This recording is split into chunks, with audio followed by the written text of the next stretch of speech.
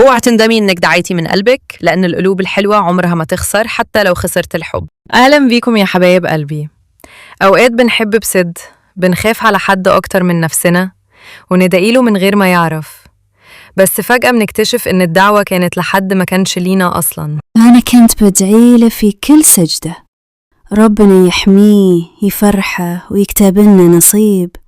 كنت بشوفه وقلبي يرقص، بس مخبية كل حاجة، وقلت يمكن لما يشوف صدقي هيحس بيا. لحد ما جت اللحظة وقال لي وهو فرحان: أنا بحب أمتيه، نفسي أقول له ادعي لي تكون من نصيبي.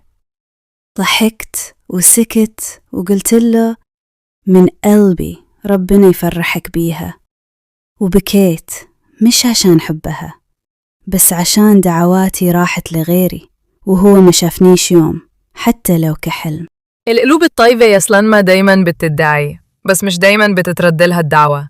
بس صدقيني ربنا شايف، وشايل لك حد يستهلك، حد تكوني أول وآخر دعوة في حياته.